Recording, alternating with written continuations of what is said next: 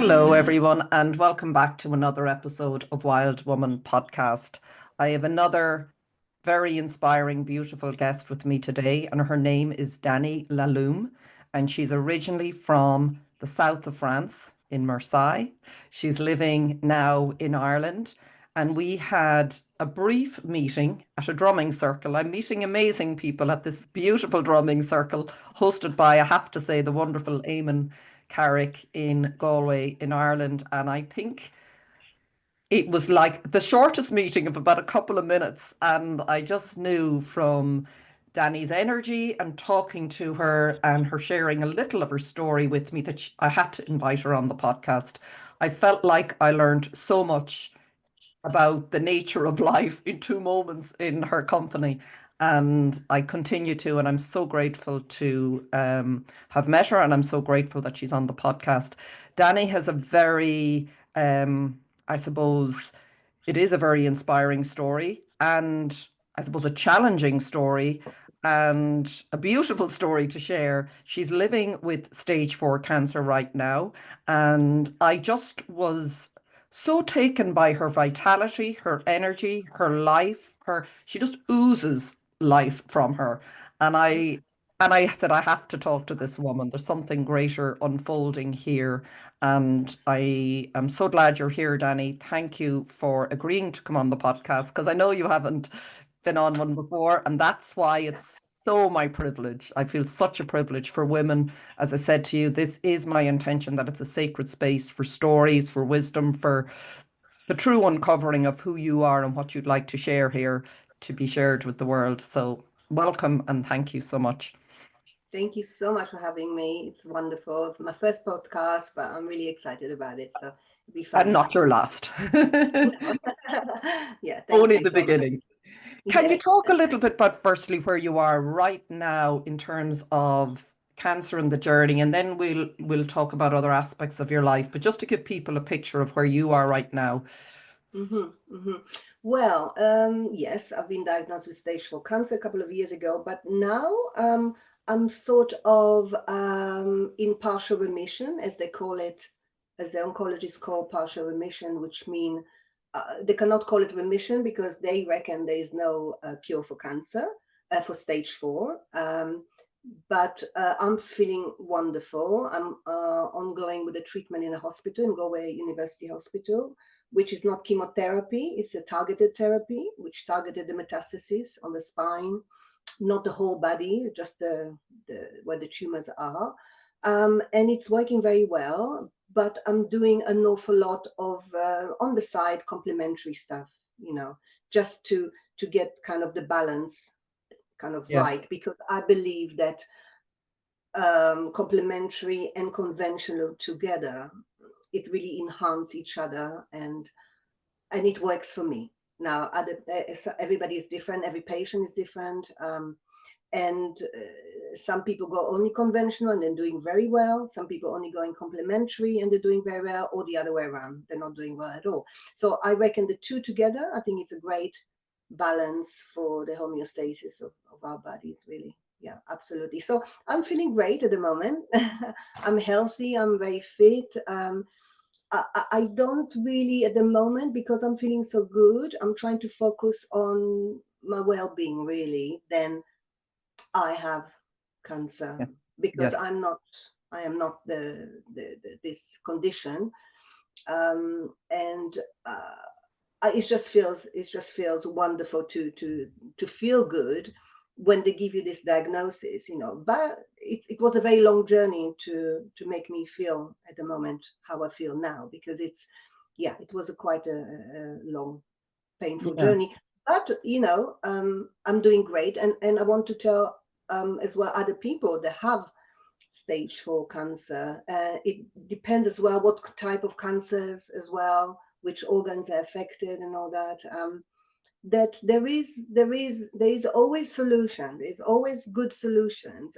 I don't want to give like false hopes or anything, but there's always something you can do to enhance your this moment, to enhance it, to make you feel better about yourself, not to identify as stage 4 cancer, because a lot of people do that, and I feel it is the wrong path for me anyway. If I focus on that, I don't think I'll do so well. But because I'm focused on the other side, I find that really, really, really helps, gives you hope, Mm. and Yeah. and it's And very can you inspiring. Yeah, yeah. Can you just maybe take us back? Because I don't want, as you said, I don't see the focus of this of you. I had cancer myself, and I don't see it. I yeah. didn't identify with I am this. There's this something that has shown up in my life and is challenging, and it had gone into my lymph nodes. It hadn't gone to the bones, but Hmm. it was spreading. So, it was at a stage that was quite serious, but something in me knew that there's something bigger to this. This is calling me to a deeper understanding of who I am, as challenging as it is. But before we begin, because your perspective and your whole way of being with it is so I just think it's so inspiring, but encouraging as well for others to listen to. Can you just take us back maybe for a little bit to how that has unfolded for you? Because you said you were diagnosed in 2016, as was I. Sort of Yeah, interesting. I was February 2016, and just how that has unfolded to bring you from that to now, what has yeah. shifted in. I want to go back as well to your earlier life in a while, but I just think this journey with the diagnosis from day one, how that has unfolded in your Yeah, own yeah, yeah, inner yeah. I just wrote workings. it down for me so I don't forget, because I tend to forget a few things these days. But yeah, my diagnosis was in March, actually, in March 2016. So it wasn't actually a shock, because actually I didn't realize it was happening to me, really. I just thought, oh, okay, I've got a lump on my left breast. So immediately I had a lumpectomy, because of course they tell you, oh my God, you have to go to hospital, and that was in England, in London. So I had my lumpectomy, but uh, they wanted me to have chemo, radiation, all these things, and I said absolutely no way. I refused absolutely everything, and I thought, no, I'm going to just do complementary, because I met a doctor in London, very good naturopath. She was taking me through different protocols, and yeah, so I went with that. Mhm. Now it was a very strict diet. I'd done a little bit of Gerson therapy, a little bit of Budwig therapy, supplements, and I felt very good. But you know what? I think mentally that was the issue here, because it was my mental state was not in balance with what I was doing physically. And so that's why I found it actually, I was not really happy in myself when I'm comparing now, the moment now, and the moment like 2016. Oh my God, I'm a totally different person. I am really a different person. So then I was really only thing is was physical. Oh my God, right. I've got to fight it. I've got to battle it. I've got to get rid of the thing. I have to do all this complementary stuff and everything. And actually, when I look at it on this perspective now, I don't need to fight nothing. There's nothing to fight. This is my opinion. I know many people want to battle cancer and fight it and everything, but in my opinion, there is no battle. There is no battle, because whatever imbalance in myself, it's a part of me. It's a part of me. It's a part of this vehicle, this physical body of mine. And there's not, I don't feel like there's anything to fight, really. I think I just have to work with it and focus on my way of being, and forget for a second the cancer bit, but trying to get the balance, mental balance, physical balance, emotional balance. I think it's all to do with all that as well. This is my own experience. Yeah. So 2016, it was like that. And then because I refused all treatment, 4 years later, it came back. So it came back on the left breast as well. And I had another lumpectomy 2020. Um, and I thought then, oh dear, okay. So I had another lumpectomy, and then I was thinking, okay, what am I going to do now? I've tried absolutely everything, really every treatment you can imagine, complementary, which was very, very expensive as well. And I was not so happy about that, but I just done my best so I can do, and now it came back. So I start having more doubts about myself, about what I can do, and the fear start to creep up. I didn't have hardly any fear 2016, those 4 years, but the fear started now because I'm thinking, oh my God, So the surgeon really wanted me to have chemo again, radiation. I refused everything. And then she said, oh no, I have to have a mastectomy. So then I decided, okay, maybe that will be helping me, the mastectomy. And I had one. And then I didn't feel very well after the mastectomy. Something happened. They misdiagnosed me in England. Actually, it has metastasized and nobody could see it somehow on the scans. Maybe it was early stage or who knows. I'm not going to judge them or anything because it's just happened the way it is. And then I had mastectomy. And then, of course, when I came to Ireland, then in Galway hospital, then they realized it metastasized. And now that was a really good kick up the bottom. Before it was a slap on my face, first lumpectomy, second lumpectomy, another slap on the other cheek. Now this was a very big kick to say to me, right, now you're going to have to wake up to what is really happening. Why is it happening to me? Why? Of course, it's like first you get the victim thing for a little while. Oh, why me? Why me? No, no, no. And my other voice was saying, well, actually, why not? Because this is showing you something. It shows me a lesson. That's my very perspective. mature, Danny. I was reading when you had sent me something a little bit about, you talked about getting, a slap in the face and then a really bigger one, like wake the hell up. Mm-hmm. Not, I just think that attitude and way of looking at it. You obviously, there was a sense of awareness always in your life about something greater, because I know you talk about being a seeker and questioning life and understanding life. So, that obviously has always been in the background there. It wasn't a whole, was it Yeah, new sort of idea around how that's you look at illness? absolutely, yeah. All my life, Mm. since I was very young, I was always seeking spiritually. I was want to find God. Now, religions and all that wasn't my thing. I'm not going to put it down because it's got its purpose on this planet, of course. But I was kind of thinking about Buddhism a little bit, which I didn't understand it so well, and I didn't was very attracted to it so much. So, and then it was about, I don't know if you heard of Course in Miracles. Yes. Yeah, Yeah. that is the study of Jesus Christ, or more like Yeshua.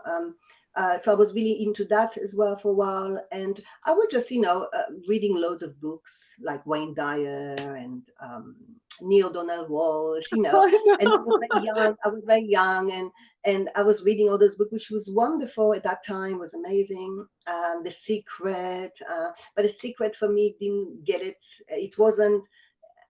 I don't know. It was based more on the material stuff, Yes, I would have felt the the same. law Yes, of I think there was a attraction and piece everything. missing. Yeah, yeah, I don't know if you remember that, but the law of attraction, everybody trying to yeah. attract everything in their life. And I'm thinking, no, yeah, it was fine for a little while, but thinking, no, that's not me really. It's like, no, I don't need to attract anything at the moment. So yeah, all my life I was seeking, seeking, seeking. And basically what I was seeking is to know myself, know thyself. I didn't know myself at all. The only time actually, it's really this last couple of years that I really, really, really started my real journey, uh, inward journey. Before it was all very on the outside, everything was on the outside of me, you know. Mm. Um, my experience now, it's more inner. I'm trying to do inner work more. And for me, this is the way to salvation. And salvation, I know it's a very religious name, but word, but I mean like inner freedom. I just want, the only thing that I want, that I choose, is to have this peace of mind, peace in my heart, no matter what my outcome is. Even if I have bad news tomorrow, who knows what's happening. Uh, but I just want to have that peace within me. So I will know how not to react so much to things on the outside. And believe me, I react a lot, like I'm sure many people do. But now I react slightly less, and I mean slightly. So it is a step by step. It is a Mm. inner work, and it's just yeah, and it's fun to do. It's fun because the more glimpse of that peace within me, the more it inspires me to try to discipline myself, to take a step back again and to look into myself, you know. And that helped me with the process now. But what I'm saying about before the process, I've done the mastectomy and all that, and I was very, very sick in Galway Hospital. I was, you know, and that time I knew somehow within myself, even so I was like, I didn't actually want to live. I was crying because I was crying an awful lot. I didn't want to be here because I just couldn't take that pain. Morphine didn't help, oxytocin didn't help, You'd loads of really lot of physical pain. You were saying that to me, is that you just the yeah, pain yeah, was, yeah. yeah. And physical pain, that's not funny, you know, it's not funny. It's especially bone pain when it metastasizes to the bone is the worst. So in those moments when I had that pain, even so, it was quite a strong pain, which opioids could not help at all. Somehow I felt within me, there is something tells me that this is not me. This is just not me. It is a physical thing. Okay, I might die, but it's not the end of me. There's just no way it can be the end of me, of my spirit, my soul, whatever you want to call it. There's hundreds of names to that, you know. So that's why while I had that pain, I was trying to focus on that in my inner work. And I tell you what, suffering for me brought me to where I am now. This suffering, this okay, there's many different type of suffering, emotional, mental suffering, and I had trauma from childhood, and a lot of things build up, everything.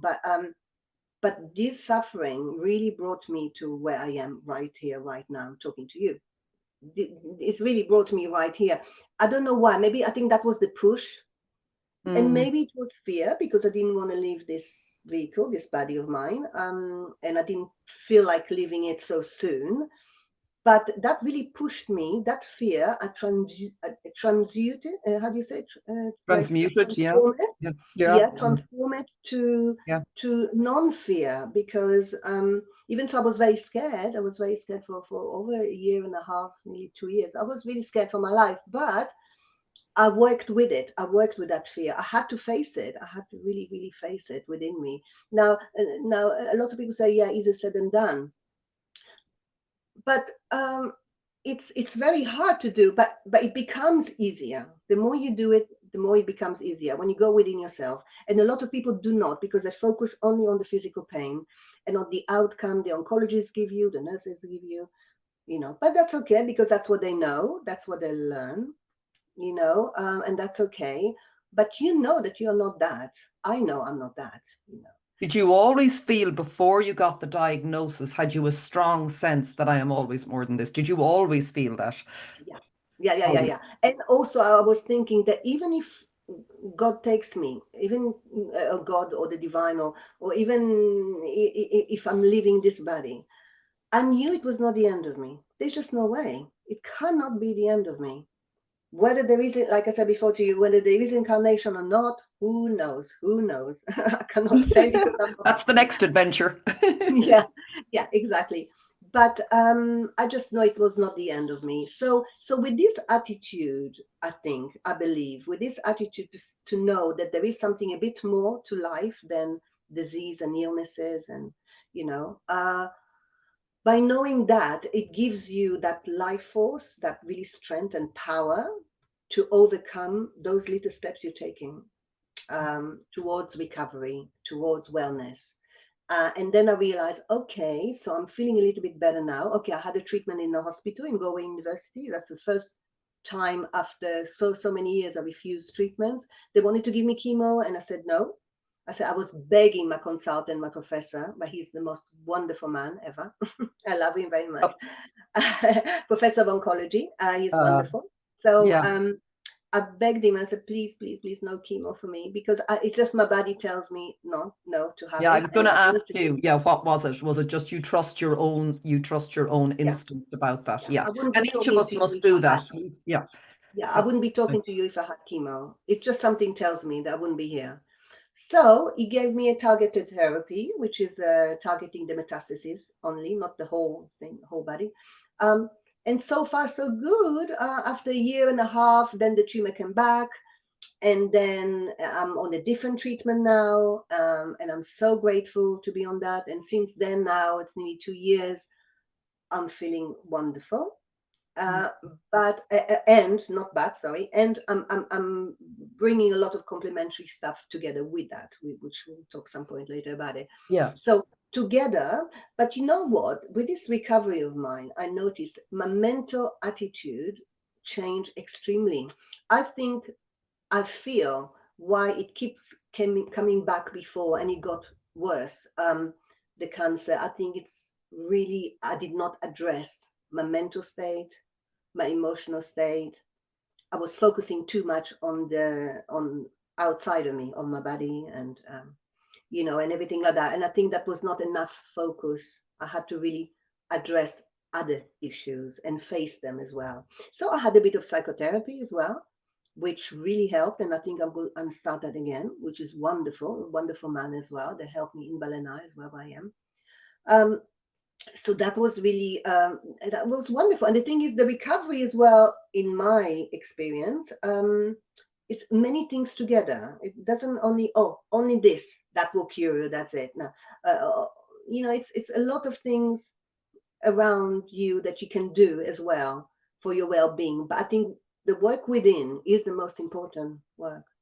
I believe so. I think so, yeah. What I get from listening to you, Dani, it's like, and each person's journey will be unique. I think this is the most important thing for anyone listening to the podcast, and I hope that is evidenced from the variety of guests, that everything that is happening to us and what I'm hearing from you is guiding us to a greater knowing of who we are in whatever way that works for you. It could be completely different. It's like, as you said, there's not one, and I suppose that's the difference, isn't it? When you put your everything on the outside world, as good as people are, and try to help, it's sort of this cookie cutter, this is the way we do it. And it sounds like there's plenty great things there, but it is up to us to go within and decide what is right for us. Is take back our inner authority. It's what I'm hearing was that, and the knowingness of who you truly are beyond this Yes, body, as you said. absolutely, yes. And I think as well, a lot of people tells you to be very positive in life. It's very important. Now, okay, positive is good, but it's not enough, because your thoughts, we have these thought patterns in our head, and they reckon, what scientists reckon, we have 65,000 thoughts a day. So No. and most of it is negative. So I totally get it, because it's true. And I'm not not ours, not ours in many cases. not ours. Yeah. I know. My God, God help us. But anyway, but it's being positive is not enough, because I can be positive about life and say, yes, I'm healthy, I'm this, I'm that, and I'm doing great, and then everything. But within me, I feel fear, anger, frustration, not being not patient, and all these negative feelings. So it's not just to be positive mentally, it's actually to feel positive. So you have to integrate them two together. And that is the hard one. That is not an easy one to do. It's easy to think positive, Yes. but actually to feel it with your body, to feel it really with your soul. This is it's not easy. It's not easy, but I think this you have to practice it. You have to put it into practice. You How must. did you do this, just for people? Because I know it's a common theme that comes up, and it's come up in my life too. So just maybe you could share how did you go on this journey with feeling it? Well, the only thing that make me feel that positive feeling within me is that, like we talked earlier on, is because I knew that deep down I'm not. Well, I am this body, of course, because I'm talking to you, but I'm not. This body comes and goes. It's not here forever. So I knew that there is something a bit more powerful within me, like everybody else, of Mm. course, because it's this. I don't know. It's quite simple actually, but to put it into action is hard. This life force, like for example, I'm talking to you now. Okay, now if something happened and suddenly I have a heart attack. So I'm just saying, suddenly I'm gone. So I wouldn't be able to talk to you. So that life force that makes, that animates me, make me move, make me think, make me walk, see, hear, whatever. This life force, now that's what the power is. What is this life force that makes us being who we really are? So I knew there was something more powerful. So when you have that belief, and within you knowing that that is that it's there is actually taking care of you, because it's by grace. I think I'm not really religious at all, but I think it's this grace of the divine, of God, or nature, whatever you want, or universe, or I it's know, that in grace other that words. keeps us alive, and I'm so so grateful for that. No matter what happened, even if I collapse now, then it's all okay. It really is all okay, because I'm more than that. I'm more than that. But for people who are going through this hard time, if they can train themselves a little bit to just believe in themselves, believe that this illness, it's imbalance, an imbalance within you that you can correct. You can correct. So, the fear will creep up, the anger, that's fine, because we have those negative emotions. You need to face them. You need to see them. Why am I so scared? What am I scared about? Why am I fearing? And normally the fear is not wanting to die. Normally it all comes down to that. But within me, when I know that I can die physically, of course, but it's not the end of me. So that was my encouragement and my inspiration to really go forward, and to feel that I'm not that. I'm feeling positive. I'm thinking positive. So it's the integration of them both that can actually help the person. Even so, you have fear and anger. Even so, it's something you really have to work within yourself. Every individual is different. Some people think, oh, it's a lot of nonsense. Okay, that's fine. That's okay. But for me, I know it helped. And Mm. believe me, I had a lot of fear. Yeah, of course I didn't want to die. Of course I didn't want to die. And I don't want to die. But I know now a lot more than what I knew then. And now if I had to go, then I had to go. Then it's okay. It's all okay. It's all okay anyway. But it's. I know I'm not trying to laugh about it, but trying to be serious about it. I think it's an inner work that one has to do.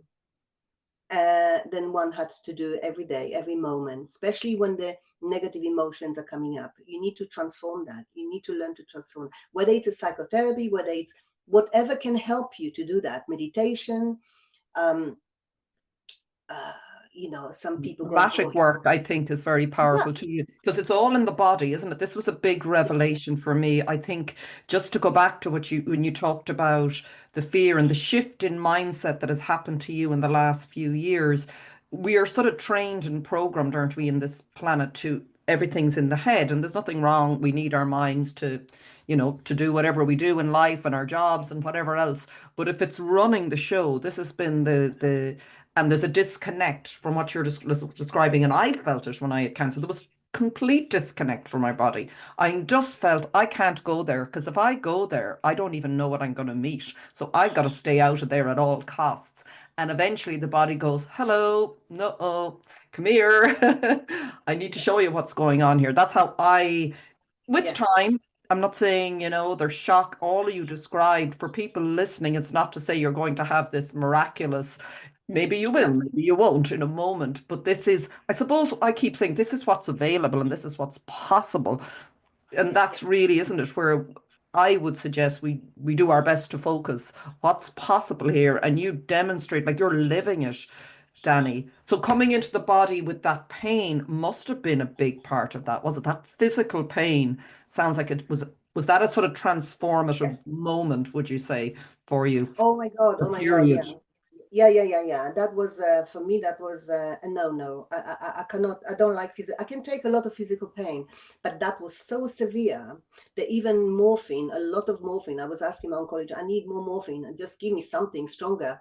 And they gave me oxycodone. They gave me loads of other opioids, but the bone pain was just so severe. So that really pushed me. That pushed me so hard. And I was, I just didn't want to. I just wanted to go because I thought, no, there's just no point. And then I'm not sure if I told you that story, but I tell you that was the turning for me. I don't know why. I might imagine it. This is, but who knows? But look, it made me change, so that's the most important. While I was in Galway University Hospital, I was in the not in the basement because I was not vaccinated. I refused to be vaccinated completely. Um, so they put me in isolation, of course, and they have all these space masks coming in and space suit and all that because I was the one that was not sick and never had any flu or nothing, whatever. Anyway, so I was in the basement and there was quite a lot of windows on the side. Um, but outside the window, there was a very, very narrow passage, very, very narrow passage that there's no way anything can come down. No animal, no birds, no nothing. And when I was so desperate, and I was thinking, I was Googling all the time on my phone, different treatments and this and that. I was like going like, oh, I had so many things in my head. Um, Suddenly I heard this noise. I looked on the right and there was this seagull. I was thinking, what the hell? How the hell did the seagull come down? And the nurse came in and she screamed and she said, oh my God, it's a seagull. I said, oh my God, oh my God. I said, no, no, no, no. I said, leave, please, can you just leave me for a second? And I got close to the seagull and she wanted to, the window was a bit open and she wanted to come in. It was a big one. I think, how can a seagull come down? She said, normally there's no way an animal can go down. And she tried to come down and I was like, oh, and I was talking to her and I was thinking, oh, and I was so much in pain then. I was thinking, oh my God. I was like trying to walk from the bed to the window. And that seagull was looking at me and I was looking at the seagull and I was thinking, oh my God, I love you so much because I've never seen a seagull so close. And she didn't go away. And then she kind of went down on the floor and I guess then she took off. So there's me thinking, well, what's that? Oh my God, must be a sign. So I was thinking, maybe it's a sign, maybe not. So I looked at it online on the shamanic, was it shamanic website or some sort of a Native American? And anyway, the message from a seagull to us human is do not worry about anything because everything's going to be all right. Oh my God, Celine, when I've seen that, I was thinking, that's it. That's it. And in that moment when I felt, oh my God, whether it's a sign or not, who knows? I don't care whether it is a sign. But that moment I felt this hope and think, right, that's it then. I'm going to be fine no matter what, no matter what pain I've got. And somehow that pain was still there, it didn't go, just like a miracle or not. It still was there, but it was not so important. That pain was not important from that moment when I thought, oh, wow, that seagull is supposed to, when you have a seagull telling you everything's going to be all right. So whether it's psychological, no, who knows? But it really helped me that moment a lot and it inspired me. And I knew, right, okay, there is something there. There's something there that's going to help me. There is something there. What it is, I have no idea. But I know I'm going to be fine. So after that, after a while, once I started the treatment and all that, of course, I felt much better and I took less and less medication because The pain decreased then in pain almost decrease. Yeah, the pain like decrease. that. Yeah, yeah. And Thank would God you, for the. and even just as well, I know with the treatment and everything, but something sounds when you're describing the seagull and the message, and again, I think everything's a choice. Is it Einstein who said you can choose to look at the universe as a hostile or friendly environment? Oh, lovely. So, Yeah, I mean, doesn't that sum it up? And it is our choice, and it doesn't mean yeah, life is easy, but if it helps you, in whatever way get through this life, my attitude is why not? But something did click in you when you go back to that life force. Something registers. Like we have this power. I suppose that it always brings me back to it. It's not really associated with out there. You can believe in anything, but when you feel it in your body, we know, don't yeah, we? We all know. We know when we need to run, when there's danger. We know when someone is not maybe what we need to be around. Like we trust that. So there is yeah, something greater. And it sounds like you were able, was it an identification that you identified more? It sounds like there was a shift. So rather than identifying yeah, completely with the pain, yeah. It still was a there. shift. Yeah. Yeah, it was a shift, but it's quite interesting that because, like I said, mentioned before, that a lot of things are very on the mind level. For example, my perspective of life, of everything changed a lot, but that's all on the mental level as well. When I've seen the seagull and I've read the message and I thought, oh my God. So on a mental level, immediately there was a shift then. And suddenly the pain, physical pain, did not matter anymore. It was still there, of course. It's not comfortable. But the focus was not on that. The focus was on a different focus, was there is a way out. And there's going to be a way out. I have no doubt about it. And since then everything started changing. Everything, the treatment was good and everything. And okay, after a year and a half, tumors came back, and I thought to myself, okay, came back, that's fine. So now I need to correct other things within me. There's something else that I need to do. There's something else, because it wouldn't come back just like that because it feels like it. It's coming back for a reason. Now, of course, a lot of scientific people will say, well, it came back because it spreads more. Okay, whatever. So that's fine. But it came back to say to me as well, there's something is not right again. So that's fine. So I was doing a lot more of complementary stuff as well on the side. An awful lot. So, and I think that helps an awful lot as well, because mentally as well, I was totally on focus only on my well-being, on the physical well-being, but as well on my mental well-being and everything. Meditation, I was practicing meditation as well. I don't know if you heard of Dr. Dispenza. Yeah, Dr. Joe Dispenza. Yeah, meditation was very good as well. Very, very good as well. And listening to certain music, hypnotherapy music on YouTube, that helps as well, just to calm myself down, not to react so much to the bad news that I had. And the oncologist, one of the registrars was telling me, oh, I need to have radiation. If not, you're going to be paralyzed. And I thought, oh, Jesus, here we go. So, all right, then. So I made my own research all the time, of course. And yes, I could have been paralyzed if it was on a different kind of vertebra, but not what I had. So yeah, I don't say he was wrong, but I didn't 100% believe him. So I thought, okay, so there's something need to be done there. I done the radiation, and since the radiation, everything was fine, because some people have radiation and it doesn't always work. But somehow it was on the C234 I had radiation, and L12 lower vertebrae. So it was wonderful. Absolutely, it works wonderful for me, and I'm very grateful for that. Very grateful for this as well. When did you do that, Dani? When did you do the radiation? The radiation I have done, I have done probably 2021, 2022. Okay, so we're back 2022. So it's 3 years ago. And that works really, really nice on me. And then I started my other treatment, because that treatment I was not responding to. It was another target therapy. And the funny thing is, I was made so much research on what target therapy I should do. And I went to my oncologist and I said, oh, I just looked at some things. And they don't always like it when you tell them what should be done. But I didn't say that. I was very nice. And I said, oh, there's one treatment that sounds very, very good and not so much side effects. They said, well, actually, this is the one I'm going to give you. And I thought, yes, thank you. Oh my God. Yeah.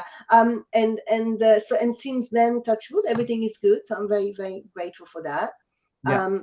Is that immunotherapy? It's a type of immunotherapy. No, it's not. It's a targeted therapy. So that's very targeted at the specific. It's just a different one. It's just a different one. It's called InHER2. And it's very specific for my cancer and metastasis as well. Now, I didn't want anybody to tell me how long I've got either. But from what I've read online with a lot of different patients and all that, normally you're given about a year and a half or so. A year and a half or a little bit more. But I'm here now 5 years, so I'm quite happy and so grateful. So grateful. I mean, I swear to you, really, especially the last couple of years, my life has totally changed. It's like every morning I'm thinking, I open my eyes and say, thank you. Thank you, I can open my eyes. Thank you, thank you, I'm not in pain. And it's just little things, tiny little things, so simple. So simple. That's what I want to focus on. That's what I want to focus on, because it's like life is so amazing. So amazing. And like I said, anything can change any moment in anybody's life and my life, but it doesn't matter anymore for me. It doesn't matter because I'm coming from a different place, you know. I have a little bit better, a little bit, I'm not saying fully on, but a little bit better understanding about what is it about a little bit. Yeah. Oh, And I want to ask you, yeah, a little bit more about that, but it's just what really strikes me as well as you're describing going through all of this and what you were doing. It's you're helping uncover for me, and I think the listener will, at the listeners as well, the nature of the power, however you identify that we have within and who we are, by literally you, when you talk about the seagull first, so shifting, yes, you still had the pain. It doesn't mean that everything becomes perfect, but you shifting your focus, the power of where we focus to me is mhm, really being demonstrated. And they call it the observer effect in quantum physics. So by what you focus on shifts it. So even the nature of where you shifted, if you stayed in the focus of, oh my God, all this pain, and it's understandable. I'm not, saying, of course, I've been there in a different way, but just by taking your power back, I suppose, to yes, into the engine of who you are, it yes, really yes, feels that has totally transformed you the direction. I always see it like a car, like who's driving the car and where are you yes, going and where are you focused on? It's sort of, and the car is everything, the body. It does give you, but who's navigating it? Is there a greater life force power navigating it?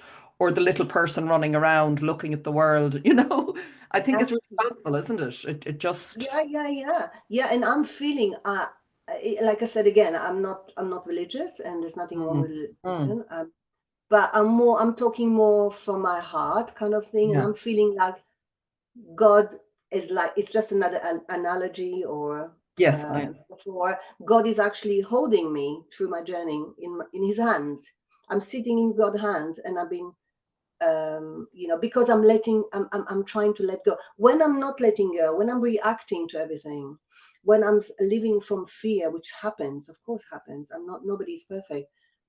I'm not, it's like I'm still in God's hand, but I just don't recognize it. I just don't recognize it. But when I am in that moment, when I am in that moment of peace, whether I have pain or not, I know I'm get carried with my life. Somebody's carrying me. But it's just a metaphor. But I know I'm guided. I know I'm guided, and only thing is I want is to recognize it more, to feel it more, on every aspect of whether it's mental, physical, emotional. I want to try to how do you say this, to integrate it all, kind of to have it all kind of align with each other, and I have moments that happens like that, but this is another practice again. This is another inner practice that one should do really.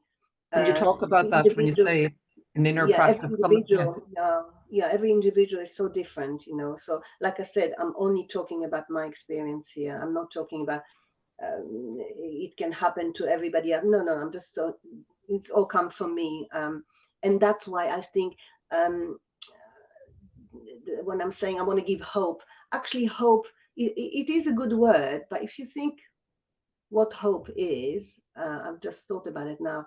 Hope, like I hope to get better. Now, I don't agree with that one. I'll tell you why. Because Mhm. hoping is hoping something in the future. I hope I will be better in the future. And it's not hoping, it's not happening in the now, I don't think, because hope is something later. It's something that you are not now. And I'm not hope. No, I'm wellness now. My true nature is wellness, really. So hoping to be that, which I am already, that's silly. So I don't Mm. hope that. I don't seek that. Yes. What is that sentence in the Bible? I quite like, seek, not seek, and you should find. It's like you seek what you are already. It's like we are That's Rumi, isn't it? What you seek is seeking you. I think seeking it's, you. yeah, I don't know Exactly. who originally said it, but I love I him. know, me too. I found And that you know what? yeah, yeah. Sufism. I know it is coming from Islamic philosophy, Mm. but Rumi is. Yeah. I tell you, I like reading lots of books like Yogananda. I think he's a beautiful human, wonderful, divine person.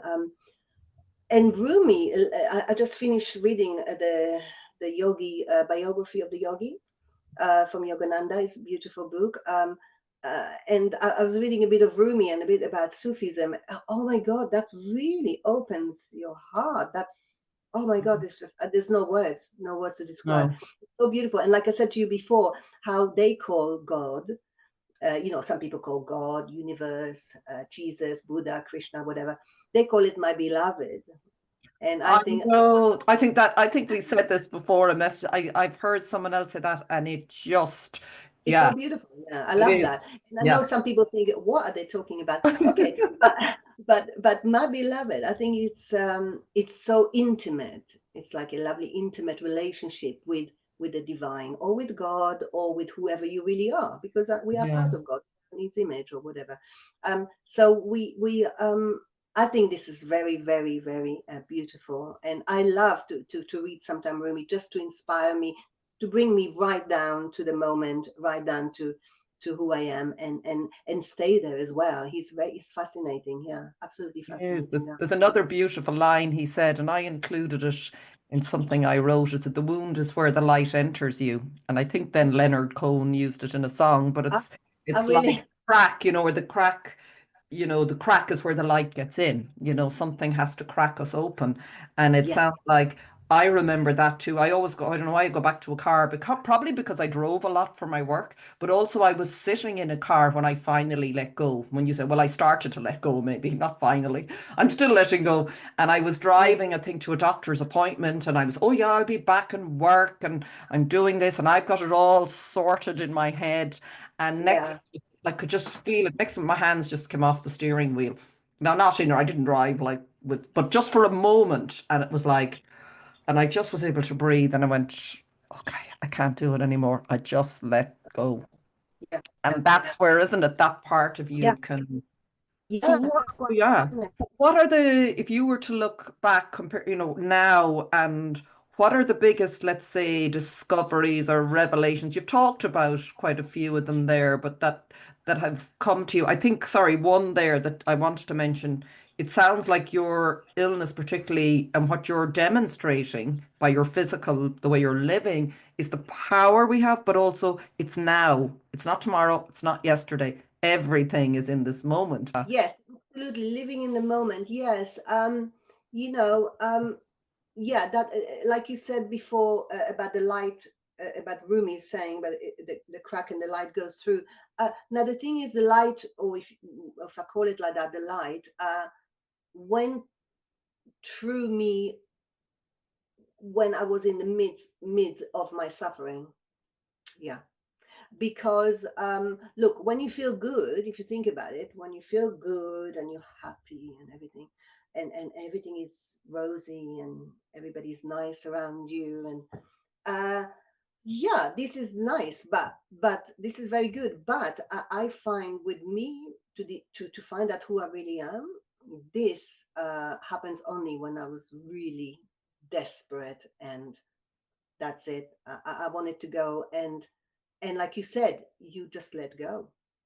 You just let go. It's the only time when you let go, and let go meaning, I'm not saying like in a religious sense, let go and let God, Mm, that's mm, nice as well. mm, But mm, I'm talking about like surrender absolutely everything, if you can surrender everything. Now, okay, some people are not into spirituality.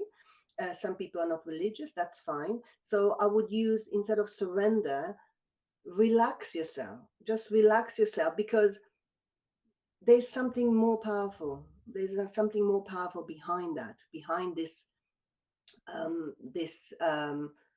behind this challenge that you are facing, and suffering and pain, and there's something else behind that.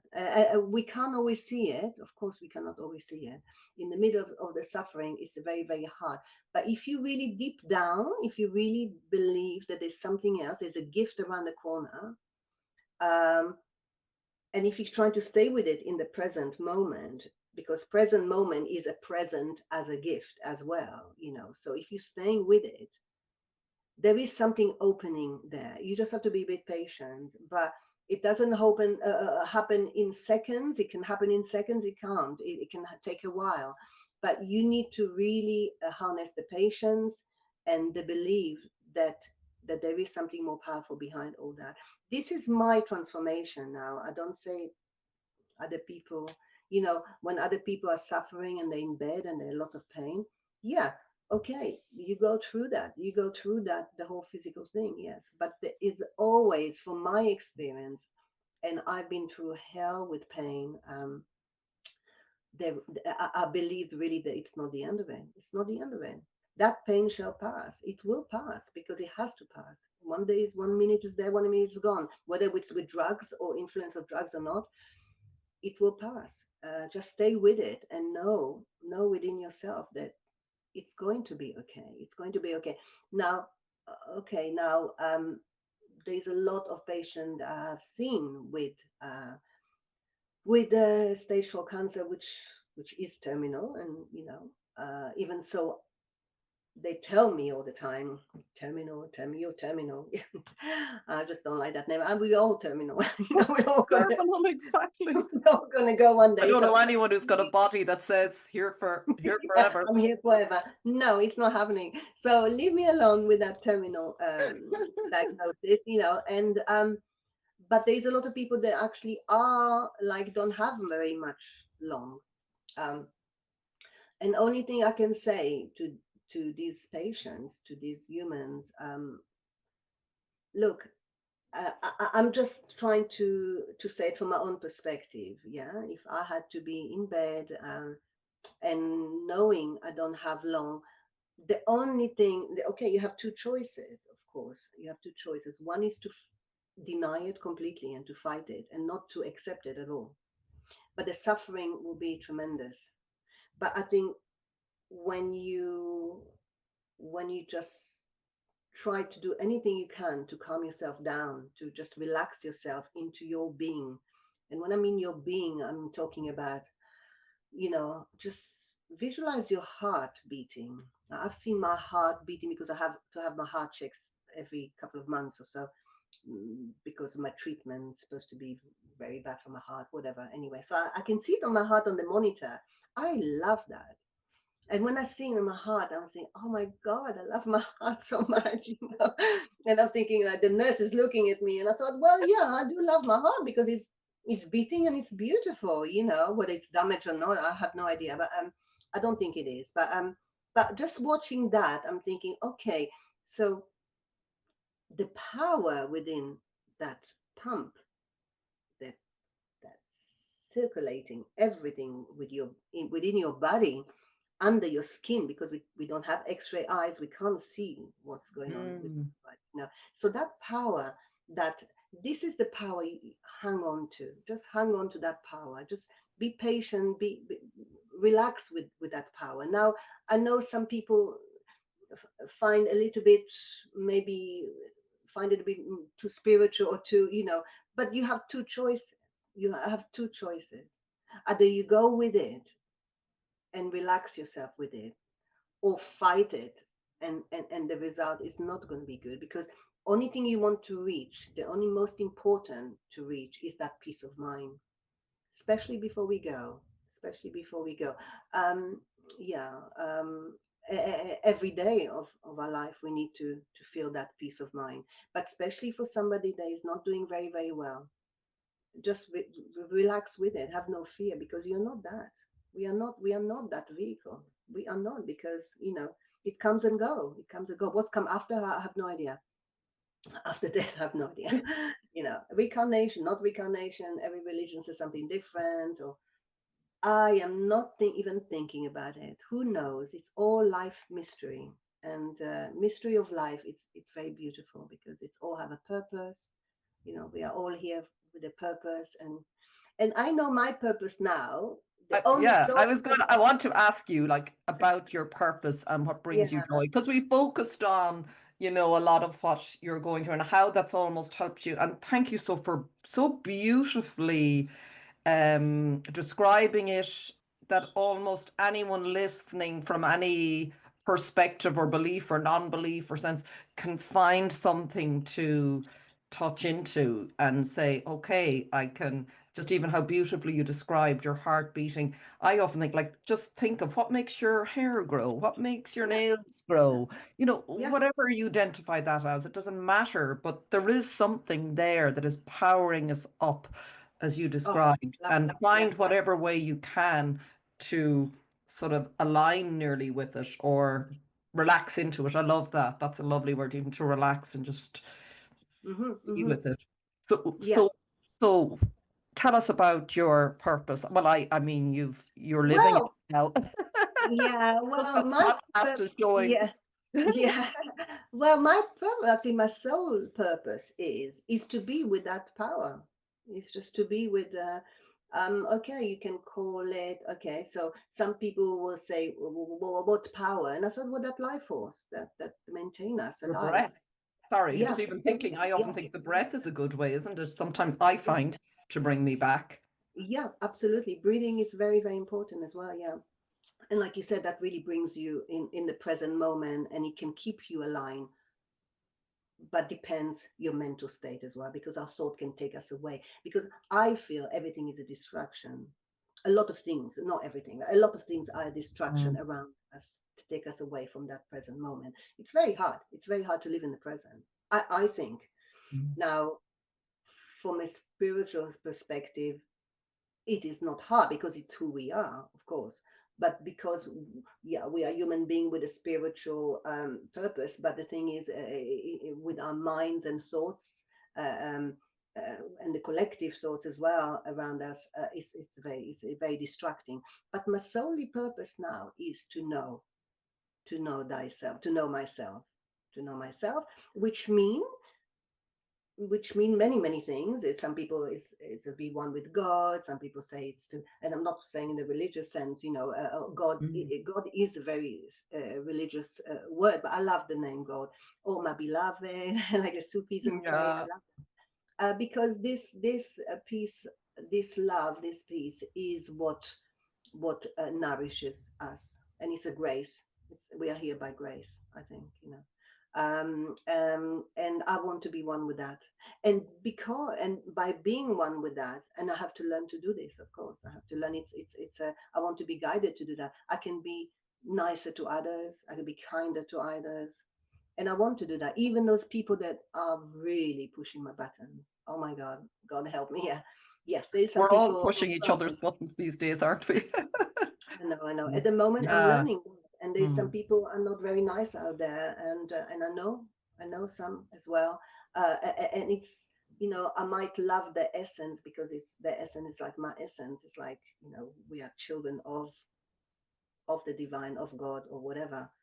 But I just don't like what they become and how they're hurting others and animals or other people, other humans, and especially humans who I care for.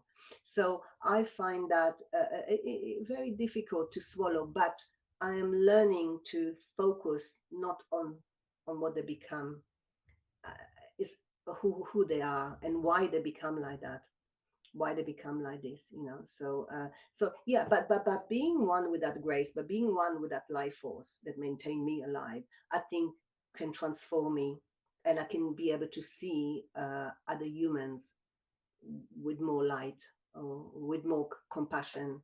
And this is what I want before I go. Absolutely, that's my purpose for the now, for the moment now, and yeah, and it's exciting. I'm just so, I'm just living, I'm just so grateful. I'm Tell just us so. about a day in the life of Danny. And I know you love your animals, so maybe talk a little bit Oh, about that as well. Or animals, has animals. I tell the, you what, yeah, yeah, sorry. animal really opened my heart, very much opened my heart, an awful lot. I'm working in a sanctuary here, not far from here, and wow, yeah, this unconditional love that goes on there. It's there's so much love. I mean, it's a place that, I mean, wow, there's so much love when you go there. And because these animals, they don't operate like us so much, we are very much in our ego mind, and it's full on. Animals, it's not like that. they are living more in the present moment, and they show you so much love no matter what you do to them. And however they've been treated, they're just always there for you. And my God, if that's not a present, a gift from God, I don't know what is, you know. So that really helped me an awful lot, you know. So I go to the sanctuary twice or three times a week, but it's very, very tiring. I have to be careful as well with physically as well, because it's very hard work, like 5 6 hour work non-stop as well. So it's quite hard. So this is something that I love. I just love doing. I just want to dedicate my life for that. Now, but the thing is, like I said about my purpose. Now, I want my purpose as well to be like that for humans as well, for one another, not to feel so separated, not to feel so, because I'm feeling Mhm. separated sometimes for certain people.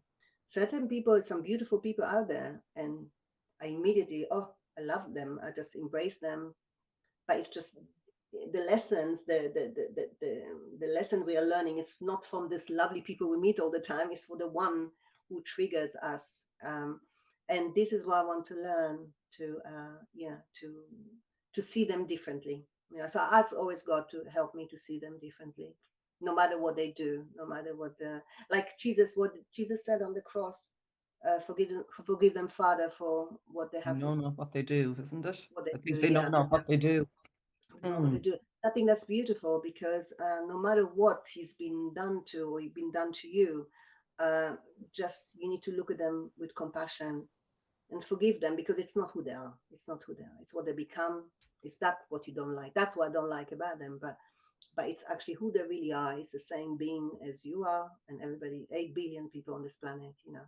No matter what, whether they're elite or not elite, or whatever, whatever they are, you know. Yeah. This is why I love to see myself. I would love to be able to, yeah, to not feel so separated to other humans. And this is a very much of an inner work you have to do with yourself, because with animals it's so easy. Babies, I love babies. Children maybe depends. Depends what age. When the Depends what age, yeah. uh, But babies, they're so pure, they're so lovely. I think it's the vulnerable, really. Older, very older people as well, I love very much, because they're just there. They're just there, living from their being, you know. Animals as well, babies as well, children as well, yeah, young children, very young children. They just are who they are in the the really moment. yeah, it's sorry, Yeah. it's just what I felt when I met you. So you are living and being it, because I met you just for a few moments at the end of that drumming, and I think it just struck me. There's a radiation. It's a radiation. It's not an outside in. Like I felt it. So when you talk about that, and I think that's comes up very much. I always feel when I go to the drumming circle, it brings us into the heart, and everybody there were like all sorts from all sorts of lives. We don't even know ins and outs of each other, but there's such a connection from the heart. Yeah. And that just spreads. Everybody says it. Like however you look at it, oh, I feel amazing and I feel I belong and there's some way of being connected. And I think deep down, don't we? We all, it's my journey to this sense of belonging, but I think you have, for me, I've had to learn, and I'm learning how to belong to myself first, as in remember and connect with who I am. It's not out there. That's where I think that's sort of Yeah. the undoing. It's isn't Yeah. it? It's like spending our lives out looking out there for the answers, and Yeah. eventually, yeah, I got like a slap in the face or whatever, and Yeah. stop. Start coming back inside and you'll find everything you need, which does sound sort of, but you've described it beautifully in very practical ways, not Hmm. in this sort of, you know, Yeah. I mean, the ungraspable. drumming circle we've been to, that's one experience that shows Mm, us so, you know, I love drums anyway, and I'm not very good drummer, but I think us all being there, sharing something more than the drumming, if you think about it. So why we are feeling so good, because it's not the drums itself, mm. it's the opening of all of us. You know, everybody's heart is open.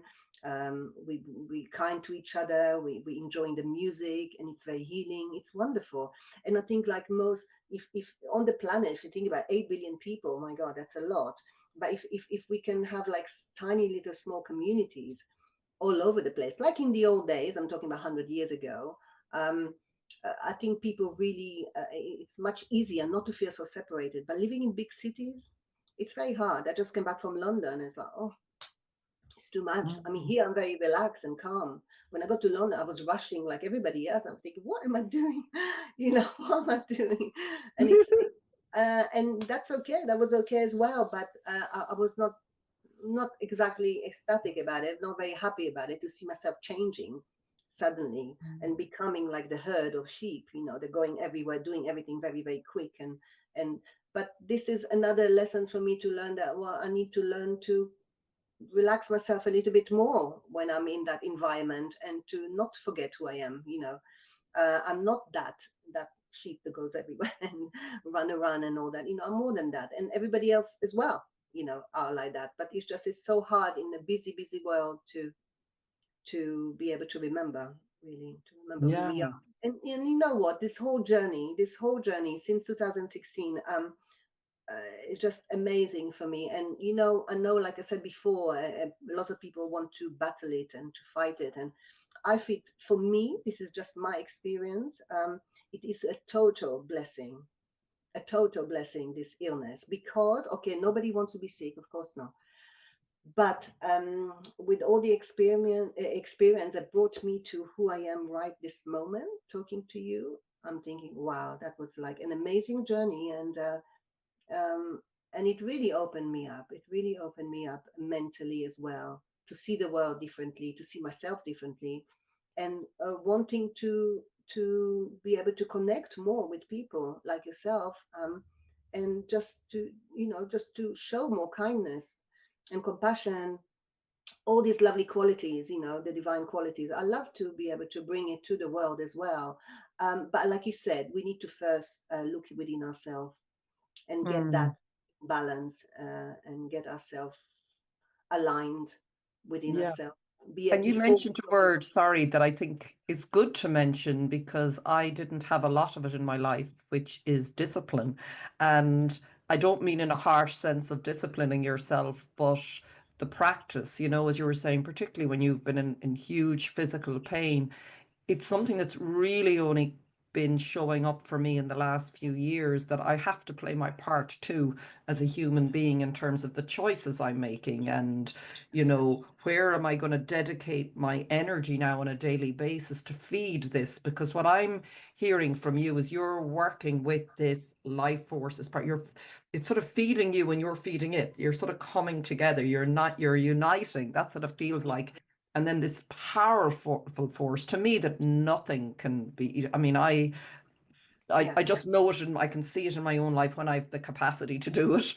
So maybe yeah. just talk a little bit about discipline and how that's really shown up in your world, or Yeah, well, discipline, there's different disciplines. mm, You've got mental discipline, um, which is the hardest one, I think.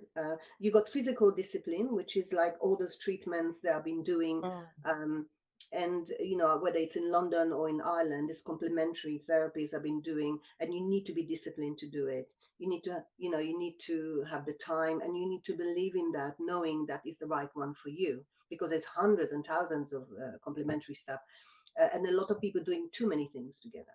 I, mm, I I think just choose what is right for you. It feels good for you. I think when we're doing so much stuff together, it comes from fear, because we're thinking, oh my God, if I do everything, I'll be fine. Well, no, it doesn't happen like that. No, I know people that done everything, absolutely more than everything. So many therapies, and they are not longer with us, unfortunately. So, but that's another thing anyway. But the discipline, mental discipline, is to really check your thoughts patterns. Very, very, very important. How we're thinking. Now, a lot of people saying, oh, yeah, you need to think positive, no negative. No, but I'm afraid you're thinking negative, because with our thoughts, when you think about something, I don't know if everybody going through that, when you think about something, you still got thoughts behind it. You might look at the sky and say, oh, it's a beautiful sky, there's hardly any clouds, but I still got some other thoughts behind it coming up. So we have an awful lot of thoughts, and I think that really is very one of the keys that really actually does create our reality. in the long run, so for example, if we're thinking quite negatively about stuff, about our condition, about fear and anger, about how we are doing at the moment, and thinking, oh my God, I'm not going to do very well. And you're stewing on that. People stew on those thoughts, on the fear thoughts, on the anger thoughts. Now that is very, it's very destructive. It's very destructive. So the discipline is just trying to monitor your thoughts a little bit more. You know, I think this is for me. I'm talking from my experience. Emotionally as well. I'm trying not to react to different situations. I just find myself reacting to everything. And by reacting to everything, it moves me around like a yo-yo. And first of all, I'm not present in the moment, which, like I said before, it's very hard because we are all very busy people. We're all doing things all the time. We're not being, we are always doing all the time. And but not reacting to stuff in life, even tiny little challenges really, really helps your homeostasis as well. And then you got the physical discipline about all the treatments. You need to be disciplined. You need to do, you need to take care of your body as well, because, as I say, your body is a temple of God, or your temple. You need to take care of what's going on within, because it's a world we can't even see. We do not Yeah, see with our eyes. don't It's see. under our skin, and it's so much going on within us. A beautiful brain, everything within us. Just have to look online and to Yeah. see what's going on inside our body. It's absolutely beautiful. It's an intelligence that we have no control. I mean, I don't control my heart. No way. I don't control my vision. I don't control nothing. This is the highest technology ever. The highest, the I most highest know. technology in the You, universe, our yeah, human body. It's yes. beautiful. It's amazing. Now we have no control whatsoever on it. Absolutely not. But, So you need to take care of it, because otherwise it will let you down as well. So and I want to talk about, sorry, some of the treatments you're doing, but just when you say that, Danny, when you think of it, when you just said there, we have no control over it. So even going back to what you were saying earlier about yeah, control or not, when you think of it, if you've no control over your beating yeah, or your breath, okay, you can regulate, and all of those things happening. So what's the point, in a way, of fighting that? Why not sort of, as best we can, sort of try and align or work with it, like what you're describing there. And the physical therapies I know that you're doing now, isn't it? And yeah, you're doing lots, I know, in different places, a Live lot. 5D Health and others. To my mind, because I love what they're doing, are aligning you or bringing you more into alignment with that intelligence, so that you sort Yeah, of, isn't it? Anyways, yes, please do just that, share some that's of right. those. Yes, well, in the beginning, 2016 until 2020, okay, I was very much, my diet was very changing. I'd done an awful lot of juicing, and I was eating a lot of lettuce and lots of greens, which I'm not doing now, by the way. But no, I was eating my diet was very, very strict. Now, ask me, was I happy? No, I wasn't happy at all. So, because it was such a change of diet, it's a very strict discipline. So, it's all like fruit and vegetables, and no carbs, mostly protein, but depends what. You have to have it all organic. Supplements. I used to take with one doctor. Well, it's a naturopath. Actually, it's not a conventional medicine doctor. Describe a naturopath for people who may not be familiar A what a naturopath is a naturopath natural is. medicine doctor that actually, does everything more natural. It's not, no drugs are involved, no medicines involved, or maybe some medicines, but they are coming from natural plants. And I used to be on, like, I believe it was like 200 tablets a day, supplements. Oh, And that 200. after a while, yeah, I went to another doctor, and then they nearly passed out when I told them. Um, so I didn't feel right after a while, and I thought, no, I have to stop this protocol because it's just too much. So I've done an awful lot of supplements, herbs as well, different teas. So then I changed doctors, and I decided to go ahead and do. I don't know if you heard about mistletoe therapy. It's Mistletoe. mistletoe. You know the mistletoe. Yeah. fruit in Christmas. Everybody's Yes. kissing on Yes. that. I've never heard of mistletoe So it's therapy. a very toxic plant, but actually they're converting it in Germany. It's very, very popular for cancer treatment. And I believe that even GPs are recommending that as well to patients. And you can do it by IV treatments or by injection in the tummy, yeah, in the fatty part of the tummy. Mhm. And that's what I've been doing.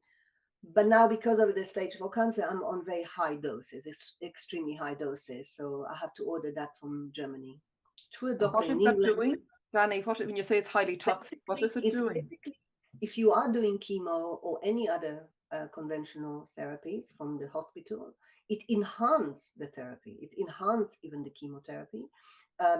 It stops the side effects. I hardly got any side effects from my own therapy, and that's full on chemical.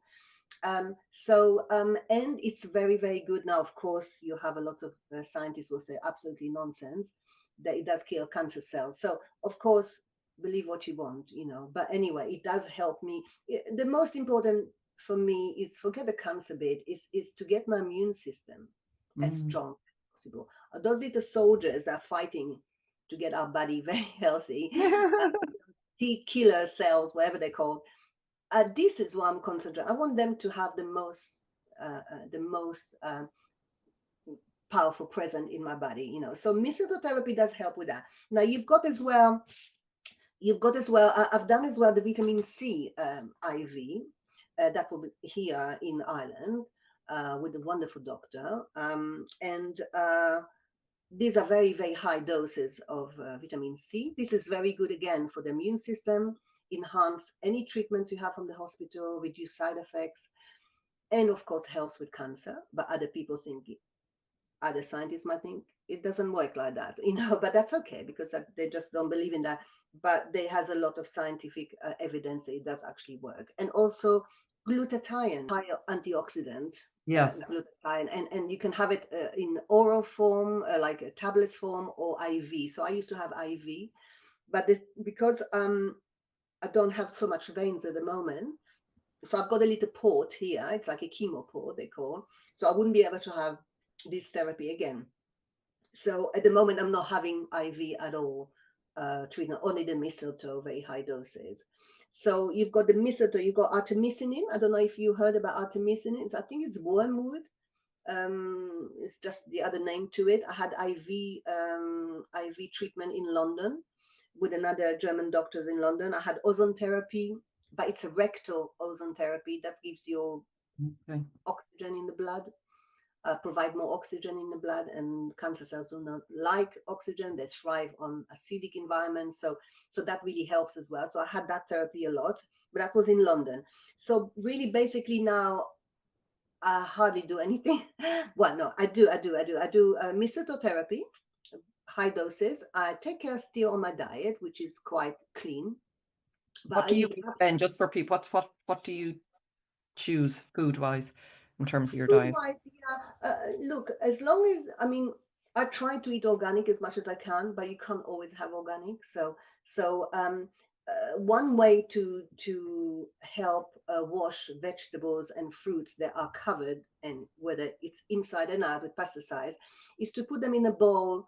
If you have a bowl, a big bowl with water and maybe half a cup of bicarbonate of soda, Yes, and you put I've them been in and using let them that. soak in Yeah. there at least Yeah. 10, 15 minutes, and then scrub them a little bit. So most of the pesticides will go. But of course, it might be because it's not organic soil, so they actually will have probably pesticides inside. But look, we can't do everything.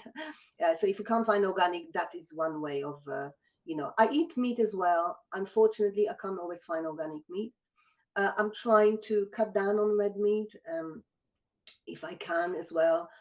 Also, I never used to eat dairy for many years, and now I eat all dairy. I love dairy, and I'm not going to stop eating that. And eggs, I eat absolutely everything now. As long as it's quite clean, if you can get organic, it's better even. I don't do juices anymore because I just can't. You've done I can't. juices.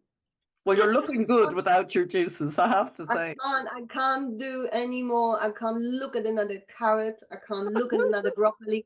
I swear to you, I just can't. Really, But yeah. I know some people are going through that now, and I think this is essential. to get all the greens in and everything. Very, very important, because that's where the all antioxidants are, and it's all quality, all very good stuff that can fight actually cancer cells as well. So, and it's very alkaline. So our body need to be alkaline more than acidic, because cancer cells love acidic environments. So yeah, so this is what I'm doing in the moment. Also, I don't know if you heard of, no, that's a good one now. So melatonin, melatonin. Yes. No. So melatonin, Right. interesting one. Now, you think glutathione is a very powerful agent, but antioxidant. Melatonin is the father of the fathers of the father of all antioxidants. It's absolutely amazing. But only there's a big but. Uh, Unfortunately, everywhere in the world, or in Europe, and I think maybe even in the States, it's only allowed 2.5 milligrams a day. It's allowed. No more than that. You're not allowed to do more than that. Why? Don't ask me, because it's a natural hormone that we're producing with our brain. Obviously, it's made synthetically, but you cannot overdose on it. So they say, yeah, a little bit of melatonin is great for cancer. Now, don't forget, 2.5 milligram is nothing. I asked my GP and he said to me, oh, I can prescribe you 2.5. And I said to my GP, well, actually, I'm not doing 2.5. I'm doing 300 milligram a night of melatonin. Yeah, I'm doing very high doses, very, And very how are high you doses. doing it, Dani? How you're saying you I'm can't? doing it. Okay, I'm buying the powder. I'm getting it from the States. Now, unfortunately, sometimes it arrives here. Sometimes it doesn't, because they stop it in customs. So this, and I don't know, understand why, but I think it's to do with the big pharma, because I know it's done well. It's very, very good antioxidant, and it helps. I mean, a lot of people in America, all those rich people now, that's what they do, melatonin, because it keeps them young. It's an antioxidant. It's great for anti-aging, and not only for cancer. It's just good for everything. So a lot of people are using that, and they're doing very high doses. So And I'm buying it like in oh, half sorry. kilos. Yeah. Sorry. I'm buying Continue. in half kilo. A friend that just came back from London, she ordered a half a kilo from her, so I got half a kilo, and I just brought it back with me. I didn't care. If they stopped me, well, I had it in a box, in another box of magnesium powder, whatever. But it's not. I don't know why it's illegal. It's natural. It's not even like cannabis, which is illegal, a class B drug. It's just a natural thing. But I think I don't know. I have no idea why. So anyway, I'm Well, doing very high I could doses of that. suggest a few reasons, but we won't. No, we won't. It's It's better good for you. not. So But is our melatonin, sorry, just to ask you on that, is it not being, we hear about it being depleted a lot, at night if you're on your phone and the light. So we're yeah, obviously probably lacking in it, yeah. are we? So I Like, take it. I make my own capsules. I'm taking yeah. very big capsules. It's I think there are 0.003 zeros cup. They're very big. So I'm filling them up with melatonin, and it's for one capsule is approximately 100 milligram. I'm taking 3. Now, not long ago, another friend of mine from Dublin, was saying that actually the absorption of melatonin is super, super important, because when we take it with water, can you believe it? And I've done that for so long, God, it doesn't absorb very well. Because their science, their research, scientific research, reckon that it can only absorb, funny enough, with alcohol, because our blood is like water. So if you do a test and you put a little bit of melatonin in water, you just mix it, and it doesn't absorb. It stays at the top or whatever. It doesn't absorb properly. But when you mix it with a bit of alcohol, a little bit, can be a little bit of wine or whatever, Hmm. or vodka or anything, just to be an example, it's absorbing completely. So now my friend was saying, with all the research that he's done, melatonin will be great even with a tiny little bit, a glass of wine, because the absorption will be a lot higher. Not sure how much you absorb, but you absorb a lot more than just with water. It makes you sleepy anyway. I always take it about an hour before bed. And when I go to bed, I turn all the light off and everything, and then go to sleep. Now, it makes you sleep very well, but I don't sleep much anyway. I always up about 6 in the morning anyway, because I can't sleep too long. So I sleep maybe 5 or 6 hours, and that's just fine for me. But I'm going to start. I bought some organic wine. I don't ever drink alcohol. I'm thinking, oh my God, I'm gonna start. No, but it's I only have a little shot. I know. Uh, yeah, just a tiny Everything. bit. I mean, and we'll see. We'll see how that works. I have no idea. But so far, melatonin is a super powerful antioxidant. I recommend it for everybody if you can get it. Mm. But just For thinking, even if everybody. you don't have cancer, I mean, we need it because No, we've all no. this light, and even in terms of our sleep and what our body needs to do while we're asleep. Yeah, So, yeah, no, yeah, yeah, that's right. And when you sleep, yeah. you heal. You heal automatically. Your body repairs itself beautifully. It's just amazing. And it's very good for inflammation, chronic Mm. inflammation. Very, very good for inflammation. Of course, cancer is a type of inflammation or what they call parasites now. So yeah, so melatonin, I would really recommend it to anybody to do, absolutely. And Okay. it's very cheap as well. You don't have to, it's not expensive. So that's why the big pharma, they cannot patent that. So I think that's why they're so anti that, maybe. Yeah. So this is one very, very good. Now, also what I've done, I've been using THC. Now, I've got a doctor in Gran Canaria. It's a cannabis doctor. I've been doing high doses of THC oil. THC is very, very good for, now, a lot of people that say it's very good for pain. I didn't find it helps with pain. I just find that it's just, well, makes me sleep better. And in conjunction with melatonin, it can work very nicely as well, but it depends how much you take. You put it, it's a very small oil, you put it under the tongue. I used to do that for a few years, but I stopped doing that now because I prefer to focus on melatonin more. So THC cannabis oil is very good. And the doctor in Gran Canaria, which is it's legal in Spain, all over Spain. I used to go and collect it and then bring it back here, which obviously not allowed, but I've done that anyway.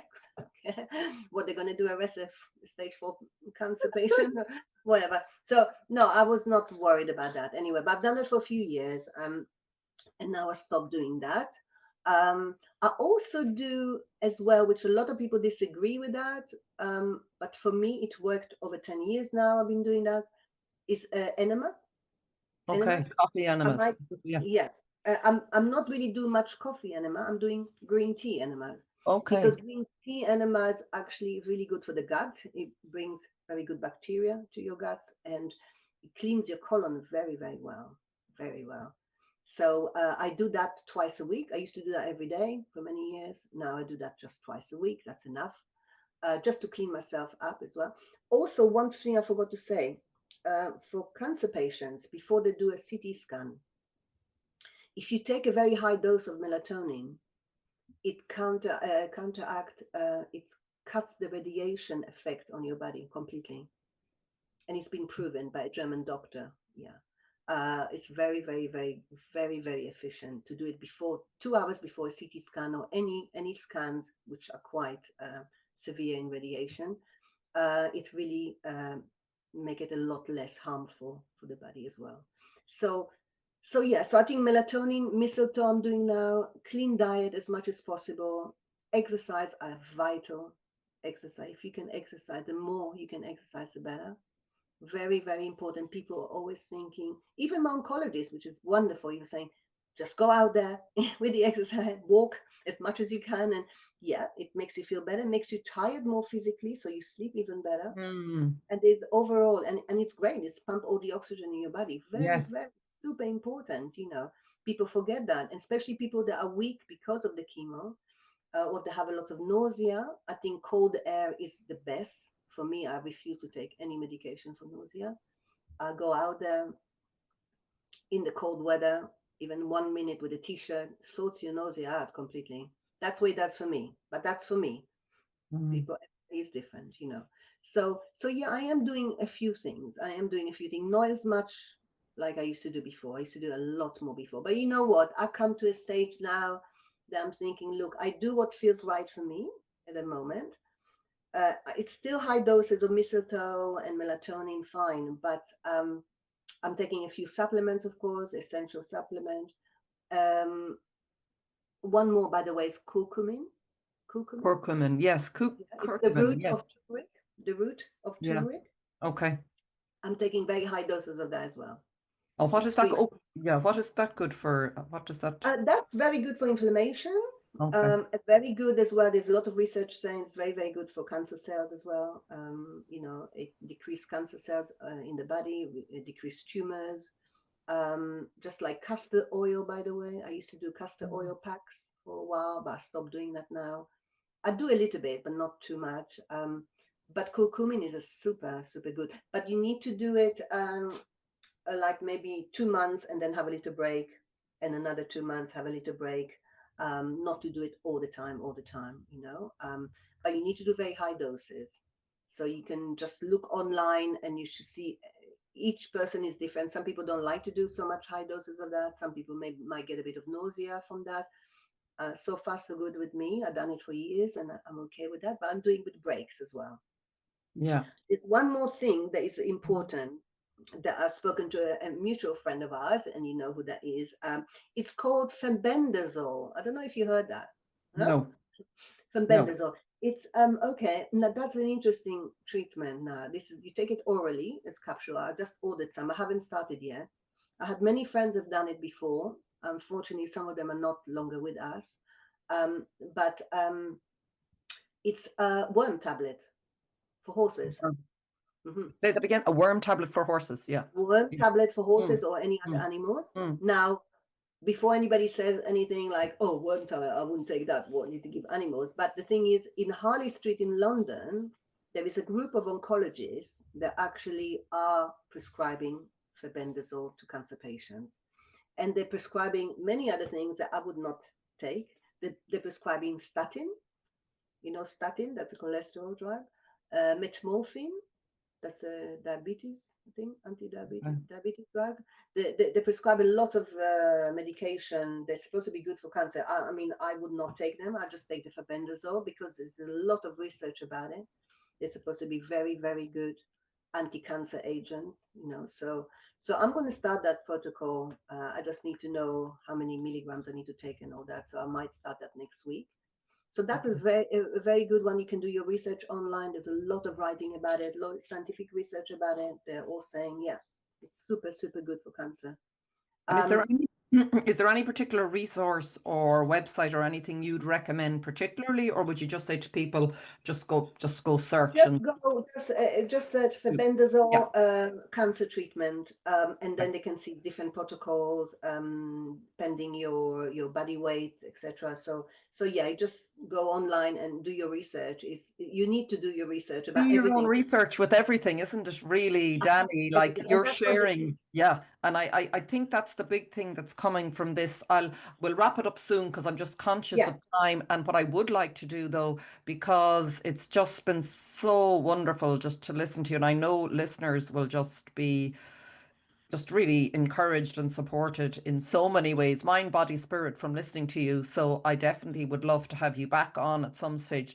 There's so many things we didn't get to, and I said, no, No, it's gone no. the way it did, and it's like there's a whole life you've lived before all of this. But I think what's really important is now, and Yeah, you're sharing now where you are and what that. But I would, if you are open to it, I would love to have you back on, and I know the absolutely. I listeners would would love to. because this is I've my sense from listening to you for the last hour or so is this is your purpose. It's like, I know we all look at life differently, and I'm not saying how you look at it, but I think a lot of our experiences, if we can use them to support others, our difficult experiences, that is a very fulfilling way to live, isn't it? It really, and it's lived. I think what I love about what you say and what you're doing is you keep saying it's my lived experience, and we each, this is the power. This is taking back our power, saying, you make the choices, inform yourself, listen to everyone, do your own research, and trust what feels right.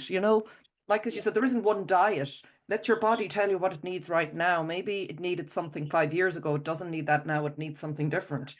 And we absolutely. will be shown, won't we? That's Yeah, a yeah. big part of it. That's why I just think we're evolving all the time. We're evolving every moment, every day, every moment we're changing. Like yesterday, I'm a different person today than yesterday. That's 100%. The way I'm thinking, the way I'm seeing things, then we're all the same. And this I can say for everybody. Everybody is different a day after another.